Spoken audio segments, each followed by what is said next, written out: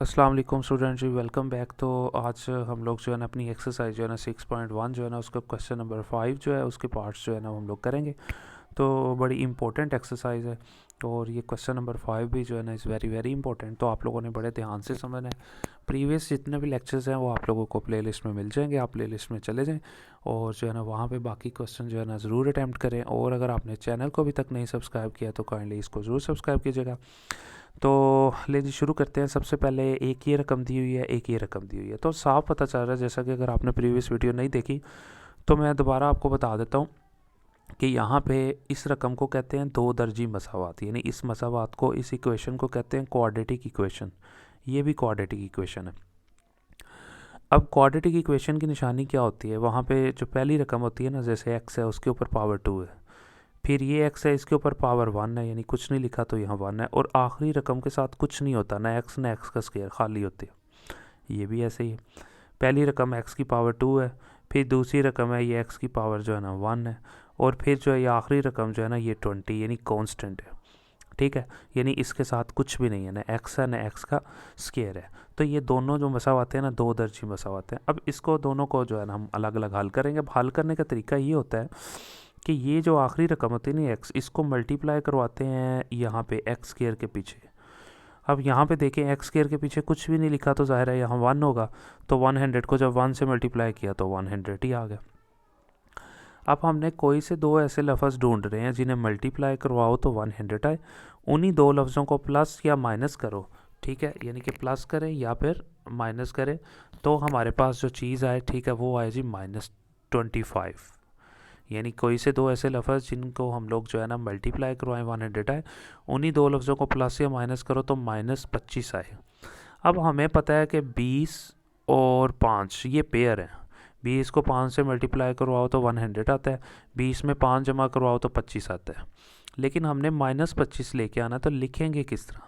जाहिर है 20 के साथ भी माइनस लगाएंगे, 5 के साथ भी माइनस लगाएंगे, तभी 25 बनेगा माइनस। अब देखिए लिखने का तरीका ये होता है कि पहली रकम आप वैसे ही लिखते हैं, ठीक है, आखिरी रकम जो है आप वैसे ही लिखते हैं, और -25 की जगह -25x बनाना है तो क्या लिखेंगे? -20x -5x, यानी इसका आपने ये पेयर बना दिया है, -20x और -5x, ये पेयर बन गया इसका। ठीक है, ये इसकी जगह पे। अब अगर खाली 25 बनाना होता तो फिर ज़ाहिर है इसके साथ भी प्लस लगाते, इसके साथ भी प्लस लगाते। अब यहाँ -25 बनाना था, दोनों के साथ माइनस लगाते। अब टोटल 4 रकमें हैं यहाँ पे, तो पहले इन दोनों में से कॉमन ले ले। इन दोनों में से कॉमन एक्स आ गया, इधर एक्स दो थे, एक ही रह गया, माइनस इधर से एक्स बाहर चला गया, 20 रह गया। फिर माइनस इन दोनों में से कुछ भी कॉमन नहीं रहा, ठीक है, तो 5 रह गया, ठीक है, 5 बाहर आ गया, इधर सिर्फ एक्स रहा, ठीक है, तो ये माइनस था, तो यहाँ पे साइन जो है ना चेंज हो जाएगा, बाहर माइनस अंदर की अलामत माइनस हो जाएगी, 5 के टेबल पे चला जाएगा, तो 5 2 10, ठीक है, और ये वाला 0 वैसे ही आ जाएगा, यानी 5 को 20 से मल्टीप्लाई करवाओ तो 100 आ जाता है। अब देखें इधर भी x-20 है, इधर भी x-20 है, दोनों में x-20 है, दोनों में से एक लिख लेंगे x-20, और ये वाला x और ये -5 एज इट इज़ यहाँ पे आ जाएगा। उसके बाद इसको हल कर लेंगे हम लोग सिंपल। अब फिर यहाँ पे देखें इस 20 को मल्टीप्लाई करवाएंगे यहाँ पे एक्स स्क्वायर के पीछे, यहाँ पे कुछ भी नहीं था, 1 था, तो 20 को 1 से मल्टीप्लाई किया तो 20 आ गया।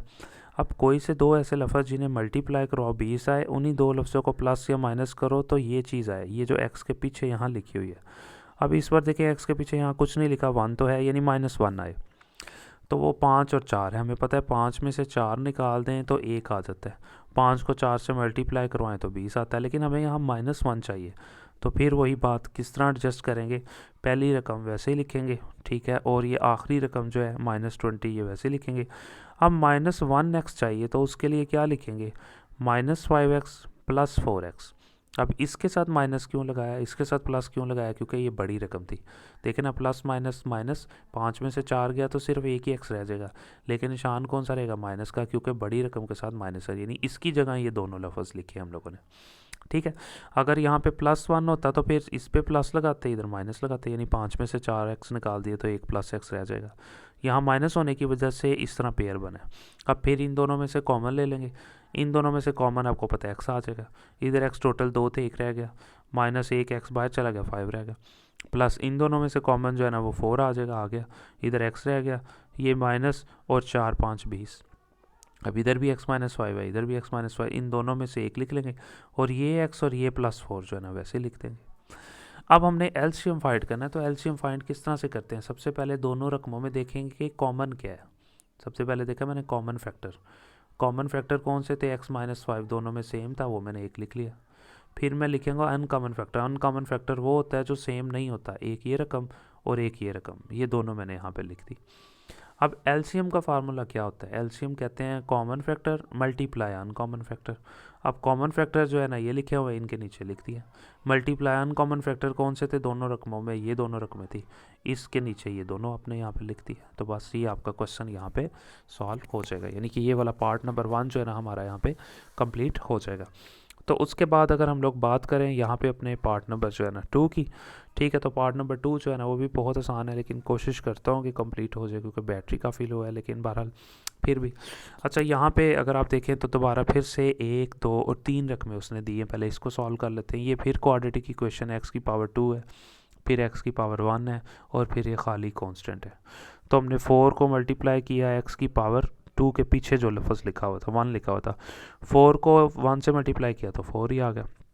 अब कोई से दो ऐसे लफ्ज़ जिन्हें मल्टीप्लाई करो 4 आओ, उन्हीं दो लफ्ज़ों को प्लस या माइनस करो तो +4x आए, तो वो 2 और 2 है। ठीक है, अब यहाँ पे देखें किस तरह से एडजस्टमेंट कैसे करनी है। रकम लिखी, पहली रकम वैसे ही लिखते हैं, ठीक है, आखिरी रकम जो है ना ये वैसे ही लिखते हैं। अब 4x लेके आना है तो उसका पेयर क्या बना था? 2x + 2x, क्योंकि 2 को 2 से मल्टीप्लाई कराओ तो 4 आता है और 2 और 2x जो है ना वो 4x होता है। ठीक है जी, ये पेयर बन गया, इसकी जगह पे दोनों लिख। फिर इसी तरह इन दोनों में से कॉमन ले लेंगे, एक x बाहर आ गया, इधर 2 थे टोटल, अंदर एक ही रह गया, ठीक है, और जो है यहाँ पे प्लस इधर से x बाहर चला गया था तो सिर्फ 2 रह गया। फिर इन दोनों में से कॉमन ये प्लस लगाया, इन दोनों में से कॉमन 2 आ रहा था वो लिखा, 2 बाहर चला गया, x रह गया था x लिखा, प्लस और 2 2 4। अब एक x + 2 ये है, एक ही है, इन दोनों में से एक लिख लिया और ये x और ये +2 जो बाहर पड़े होते हैं उनको मैंने लिख दिया। इस तरह ही सॉल्व हो जाएगा। ये दूसरी रकम थी, तो ये तो आपको पता है 9th में भी आपने ये फार्मूला पढ़ा हुआ है। x की पावर 2 -4 था तो 4 को लिखेंगे 2 की पावर 2, आप देख सकते हैं।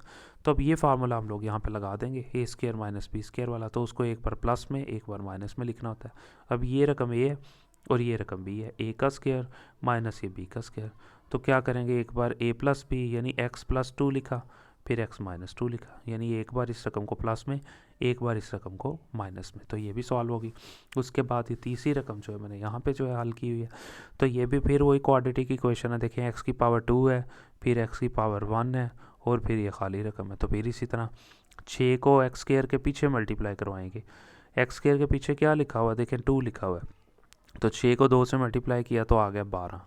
अब कोई से दो ऐसे लफ्ज़ जिन्हें मल्टीप्लाई करवाओ 12 हैं, उन्हीं दो लफ्ज़ों को प्लस या माइनस करो तो क्या है? वो जो x के पीछे लिखा होता है, यहाँ पे कुछ भी नहीं लिखा हुआ तो 1 लिखा हुआ है, यानी कोई से दो ऐसे लफ्ज़ जिन्हें मल्टीप्लाई करवाओ 1 आए, 1x आए, और उन्हीं दो लफ्ज़ों को मल्टीप्लाई यानी प्लस या माइनस करो तो 1 है, मल्टीप्लाई करवाओ तो 12 है। तो वो 4 और 3 है, 4 में से 3 निकाल दोगे तो खाली एक 1x आ जाएगा, और 4 को 3 से मल्टीप्लाई करवाओगे तो 12। लिखने का तरीका है, पहली रकम आप वैसे ही लिखते हैं 2x² वाली, ठीक है, आखिरी रकम जो है ये भी वैसे लिखते हैं, और खाली 1x कब आएगा? जब 4x में से 3x को माइनस करवा देंगे, यानी इसकी जगह पे ये मैंने एडजस्टमेंट कर दी। ये चाहे आप इसको याद कर लें, जिस तरह से भी आपको इजी लगता है, मैंने कॉन्सेप्ट दे दिया। अब इन दोनों रकमों में से आप कॉमन ले लें, 2 कॉमन आ रहा है, x भी कॉमन आ रहा है, आगे बाहर 2 बाहर आ गया, x टोटल 2 थे, एक बाहर आ गया, एक अंदर लिख दिया, प्लस यहाँ पे 2 2 4, एक ही x बाहर था वो बाहर चला गया था, माइनस इन दोनों में से कॉमन आ रहा है जी 3, वो मैंने यहाँ पे लिख लिया। उसके बाद 3 बाहर चला गया था, x रह गया था, ये माइनस और माइनस जो है ना प्लस हो जाएगा, और 3 2 6 हो जाएगा यहाँ पे। अब इधर भी x + 2 है, इधर भी x + 2, दो x + 2, दोनों में से एक लिख लेंगे, और ये 2x और ये -3 जो है ना ये मैंने यहाँ पे लिख देंगे। तीनों रकमें देखें हमारी सॉल्व हो गई। अब तीनों रकमों में से हम लोग जो है ना कॉमन फैक्टर देखेंगे कि हमारे कॉमन फैक्टर कौन है, कौन कौन सी चीज़ें जो है ना वो कॉमन है। अब देखें तीनों रकमें, एक ये रकम है, एक ये रकम है और एक ये रकम है, तो तीनों रकमों में से x + 2 इधर भी है, इधर भी है, इधर भी है, ये आ गया कॉमन। तो ये देखें तीनों में से चीज़ सेम थी। ये देखो मैंने कहा बैटरी लो है, लेकिन चले इंशाल्लाह ये पार्ट कंप्लीट करते हैं। x + 2 जो है ना वो तीनों में सेम था, वो मैंने यहाँ पे लिख दिया। अब हम बात करते हैं जी अनकॉमन फैक्टर, जो बाकी बचेगा वो अनकॉमन है। इधर से x + 2 एक बच गया, ये लिखेंगे, x माइनस टू बच गया, ये लिखेंगे, और 2x माइनस थ्री, ये 3 रकमें बच गई हैं। तो ये तीनों जो है ना ये आप देख सकते हैं हमारी अनकॉमन है, यानी इनका कोई भी कॉमन नहीं है। कॉमन भी आ गई, अनकॉमन भी आ गई। अब एलसीएम फाइंड कर लेते हैं। तो एलसीएम कैसे फाइंड करेंगे, उसका फार्मूला होता है common factor multiply uncommon factor. तो कॉमन फैक्टर का आंसर ये था, मल्टीप्लाई अनकॉमन फैक्टर का आंसर ये तीनों थे। तो लिहाजा आप इन तीनों को हल कर लें। अब यहाँ अगर आप देखें, जिस तरह मर्ज़ी आप इसको सॉल्व करवा सकते हैं, इस तरह कर लें, ठीक है, या किसी और तरीके से करना है तब भी इशू है। अब ये देखें, ये ए प्लस बी, ए माइनस बी, इस तरह से भी कर सकते थे, या आप इस तरह कर लें, एक्स प्लस टू एक ये है और एक्स प्लस टू एक ये है। ये देखें मैंने इस तरह किया, एक्स प्लस टू टोटल एक ये है और एक ये है, तो मैंने लिख दिया एक्स प्लस टू टोटल हो गया 2। और इसके अलावा आप यहाँ पे देख सकते हैं कि ये x माइनस थ्री नहीं है, x माइनस टू है ये वाला, ठीक है, ये मैंने यहाँ पे लिख दिया, और साथ में 2x माइनस थ्री मैंने यहाँ पे लिख दिया।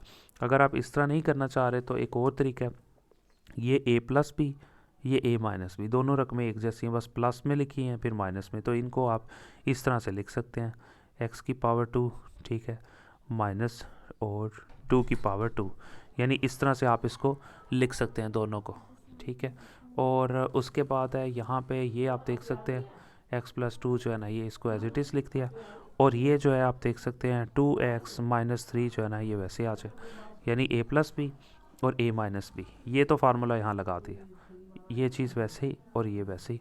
फिर अगर आप मज़ीद इसको हल करना चाहें तो आप इसको इस तरह से भी कर सकते हैं, ठीक है जी, x प्लस टू वैसे ही, x का स्क्वायर आ गया, माइनस टू का स्क्वायर लिया तो 4 आ गया, और उसके बाद जो है ना ये 2x माइनस थ्री आ जाएगा। तो ये यहाँ पे इसका आंसर आ जाएगा।